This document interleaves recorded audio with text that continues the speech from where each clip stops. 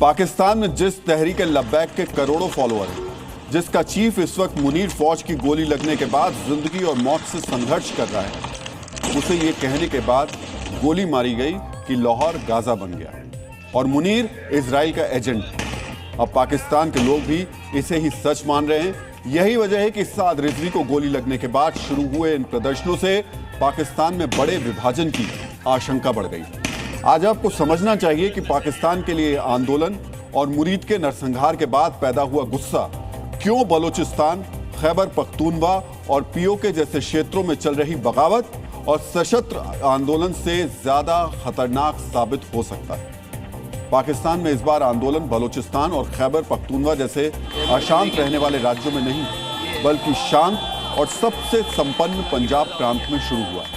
इसी पंजाब से पूरे पाकिस्तान को कमांड किया जाता है। यही पंजाब पूरे पाकिस्तान का पेट भरता है और पाकिस्तान की इकॉनमी में भी इस प्रांत का बड़ा योगदान है। इसके अलावा पाकिस्तान के पंजाब में ही वो लोग रहते हैं जो चाहते हैं पाकिस्तान ना टूटे, लेकिन अब यहीं पर असंतोष बढ़ गया।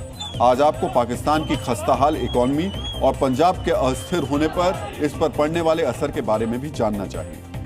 पाकिस्तान पर कुल कर्ज वित्तीय वर्ष 2024-25 में 76,000 अरब पाकिस्तानी रुपए तक पहुंच चुका है। इस हिसाब से हर पाकिस्तानी पर 3 लाख से ज्यादा का कर्ज है। पाकिस्तान का विदेशी मुद्रा भंडार बहुत कम है। फिलहाल ये लगभग 10 अरब डॉलर के आसपास है, जिससे पाकिस्तान सिर्फ 3 महीने का आयात ही कर सकता है। $1 की कीमत भी इस वक्त 280 पाकिस्तानी रुपए के बराबर है। पाकिस्तान की 40% से ज्यादा जनता गरीबी रेखा से नीचे जीवन यापन कर रही है और मुल्क की बेरोजगारी दर लगभग 8% तक पहुंच चुकी है। यानी पाकिस्तान की इकॉनमी में कुछ भी अच्छा नहीं चल रहा। अब पंजाब के अशांत होने पर पाकिस्तान की खस्ताहाल इकॉनमी का क्या हाल होगा, आप वो भी समझिए। पंजाब प्रांत पाकिस्तान की सकल घरेलू उत्पाद यानी जीडीपी में सबसे बड़ा आर्थिक योगदान देता है। पाकिस्तान की अर्थव्यवस्था में पंजाब का हिस्सा लगभग 60% है, यानी आधे से भी ज्यादा। पंजाब पाकिस्तान का प्रमुख कृषि क्षेत्र है, जिसे पाकिस्तान का फूड बास्केट कहा जाता है।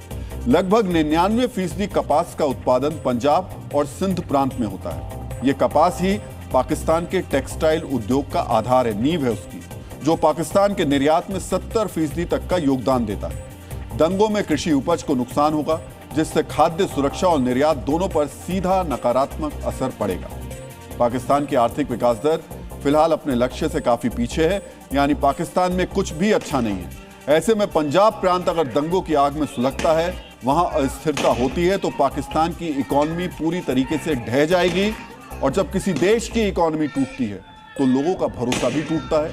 ऐसे हालात में परमाणु बम रखने वाली सेना भी उस देश को टूटने से बचा नहीं सकती। और पाकिस्तान के प्रधानमंत्री के लक्षण बता रहे हैं, उनको ना पाकिस्तान की चिंता है, ना पाकिस्तान के पंजाब में चल रही हिंसा की। क्योंकि जिस वक्त पाकिस्तान का पंजाब प्रांत हिंसा से सुलग रहा है, सैकड़ों लोग मारे गए हैं, हजारों घायल हुए हैं, उस वक्त शहबाज शरीफ गाजा में शांति के लिए होने वाली समिट में हिस्सा लेने के लिए इजिप्ट के शर्म अल शेख चले गए। आपने एक कहावत सुनी होगी, जब फ्रांस जल रहा था तब नीरो बांसुरी बजा रहा था। और जिस वक्त पाकिस्तान जल रहा है, उस वक्त पाकिस्तान के प्रधानमंत्री शहबाज शरीफ गाजा में शांति की योजना बनाने वाली समिट में हिस्सा लेने गए। और खुद उनके देश में जो लोग फिलिस्तीन से एकजुटता दिखाना चाहते हैं, उनको गोलियां मारी जा रही हैं। सोचकर देखिए, दुनिया के किसी देश में ऐसी हिंसा चल रही हो तो क्या उस देश का प्रधानमंत्री देश से बाहर जाएगा या फिर अपने देश के असंतुष्ट लोगों को समझाएगा, अपने सुरक्षा बलों की बंदूकें नीचे रखवाएगा ताकि और मौतें ना हो? मुल्क में शांति हो जाए, दूसरे देश, दूसरे नेता कुछ भी करें, लेकिन पाकिस्तान के नेता गाजा में शांति प्लान बना रहे हैं। शहबाज की इस संवेदनहीनता भी पाकिस्तान के पंजाब में लोगों का खून खौला रही है। पाकिस्तान की सरकार और सेना ने मिलकर पाकिस्तान को जलाने में कोई कसर नहीं छोड़ी है, लेकिन पाकिस्तान में अस्थिरता सिर्फ इस मुल्क के लिए नहीं, बल्कि आसपास के देशों और दुनिया के लिए भी खतरनाक है, क्योंकि पाकिस्तान के परमाणु बम पर आतंकवादियों की बहुत दिनों से नजर है।